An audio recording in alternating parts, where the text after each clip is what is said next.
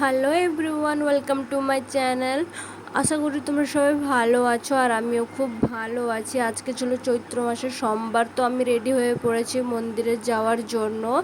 তোমরা জানিও আমাকে কেমন লাগছে। আর মন্দিরে যেতে হলে সবাই বলে আলতা পরে যেতে হয়, তো আমার বাড়িতে আলতা ছিল না, তাই আমার আরেকজন মামার বাড়িতে গিয়ে আমি আলতাটা পরছিলাম। আমি আলতা পরতে ওইভাবে ঠিকঠাক জানি না, কারণ আগে পরতাম, এখন আর পরি না, তো ওইভাবে আর এখন পারি না পরতে। তবেও জানিও আমাকে আলতা পরে বা শাড়ি পরে কেমন লাগছে। দেখো আমার আলতা পরা কমপ্লিট হয়ে গেছে। এবার চলো যাওয়া যাক, আর তোমরাও দেখে বলো কেমন লাগছে। আমরা রাস্তায় বেরিয়ে এসেছি, আর আমি আর আমার বান্ধবী আমরা দুজন একই টাইপের শাড়ি পরেছি। আমরা দুজনই প্রায় ম্যাচিং ম্যাচিং করে ওই দিন রেডি হয়েছিলাম। আর জানিও আমাদের দুজনকে কেমন লাগছে। সামনে আমাদের টোটো দাঁড়িয়েছিল, তো আমরা তাই যাচ্ছিলাম।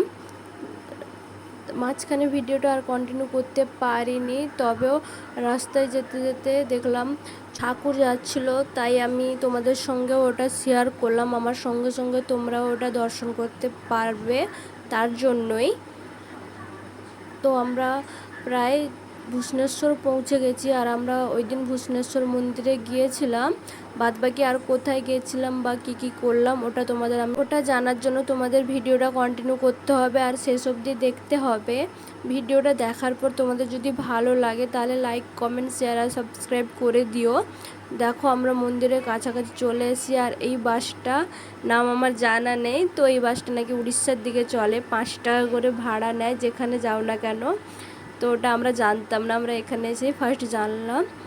দেখো আমরা মন্দিরে পৌঁছে গেছি, মন্দিরের সামনে। তো চলো এবার ভিতরের দিকে যাই, আর মন্দিরে গিয়ে কি করলাম না করলাম সবটাই তোমাদের সঙ্গে শেয়ার করব। তোমরা ভিডিওটা কন্টিনিউ দেখতে থাকো আর আমাকে একটু সাপোর্ট করে দিও।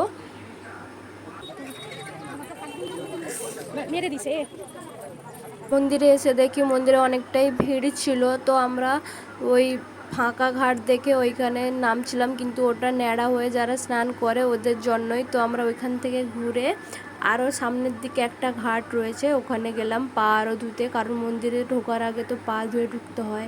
এটা নিশ্চয়ই তোমরাও জানো, আর যারা যারা জানো না তো ওরাও জেনে নিও। কিন্তু হ্যাঁ, এটা ভেবো না জ্ঞান দিচ্ছি বা কিছু, আমি বললাম এমনি জাস্ট।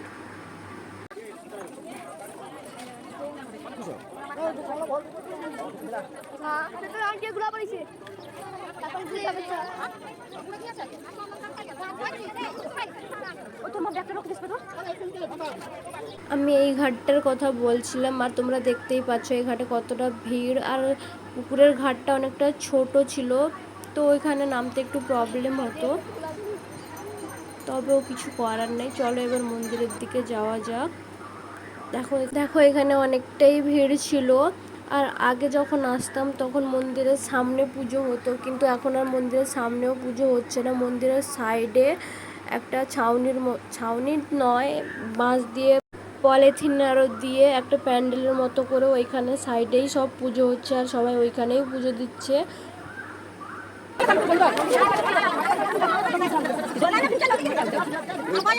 সবাই সেদিকে দেখতে পাচ্ছি না।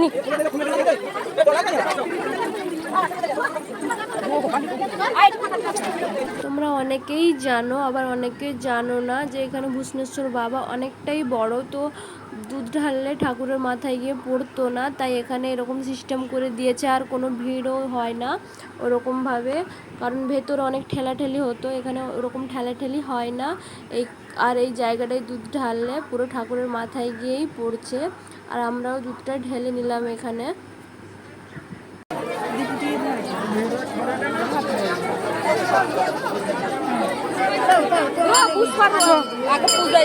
দুধ ঢালা প্রায় শেষ, তো এবার আমরা পুজো দিব বলে আমরাও চলে এসেছিলাম। একটা জায়গায় একটু কম ভিড় ছিল, ওই জায়গাটায় পুজো দেওয়ার জন্য চলে এসেছিলাম, আর পুষ্পাঞ্জলিও দেব বলে। তো তোমরা ভিডিওটা কন্টিনিউ করতে থাকো। আর তোমরা কে কে চৈত্র মাসে সোমবার করো ওটা কমেন্ট করে জানাবে।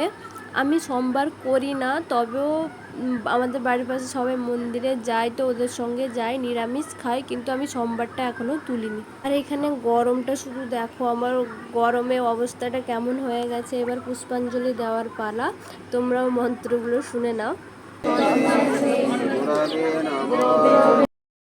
এবার আমাদের পুষ্পাঞ্জলি দেওয়া শেষ, পুজো দেওয়াও শেষ এখানে।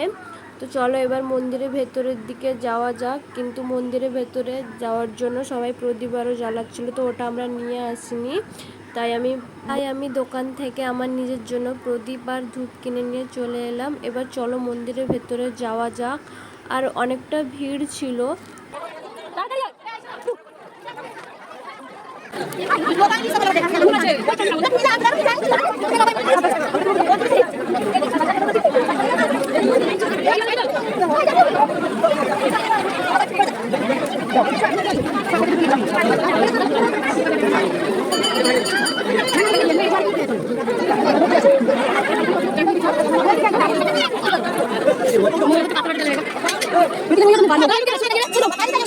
ওইটুকু ঢোকাতে এতটাই ভিড় ছিল যে, আর জায়গাটা খুব ছোট, তো ভেতরে যাওয়ার জন্য আমরা অনেকক্ষণই অপেক্ষা করেছিলাম। তারপরে অনেক কষ্টে মন্দিরের সামনে অবধি গেছি, কিন্তু ভেতরে অবধি যাওয়া সম্ভব হয়নি। তাই মন্দিরের পাশ দিয়ে যেখানে ফুল টুল আরও ফেলা হয়, ওই যে রাস্তাটা থাকে, আমরা ওই দিক দিয়েই শর্টকাট হিসেবে মেরে দিয়েছি। ওইখানে একটু জল আরও জমেছিল, কিন্তু তারপরেও ওই রাস্তাটা ফাঁকা ছিল, কিন্তু সামনে দিয়ে যাওয়া সম্ভব ছিল না। আর আমার সঙ্গে আমার ভাই গিয়েছিল, তো আমি বাচ্চা নিয়ে ভেতরে যাওয়াটা আমার পক্ষে একদমই সম্ভব ছিল না এতটা ভিড়ের মাঝখানে। তাই আমরা সাইড দিয়ে চলে এসেছি। তোমরাও বাবার দর্শন করে নাও। আর এইটুকু ভিড়ে ঢুকতে গিয়ে আমার অবস্থাটা দেখো, একদমই খারাপ হয়ে গেছে, পুরো ঘাম ঝরছিল মুখে। ঠিকঠাক বাবার দর্শন করানো সম্ভব হয়নি, তাই আমি সাইডে ছবিটা দিয়ে দিয়েছি, তোমরা দেখে নিও। মন্দির থেকে বেরিয়ে আমরা চলে এসেছিলাম বাবার বাহন ষাঁড়ের কানে কানে নিজেদের মনস্কামনা বলার জন্য। আর তোমরা মন্দিরের চারদিকটাও একটু দেখে নাও। আজকের ভিডিওটা অনেকটাই লং হয়ে যাচ্ছিল, তাই ভিডিওটা এখানেই শেষ করলাম। নেক্সট ব্লগে তোমাদের সঙ্গে আবার দেখা হবে।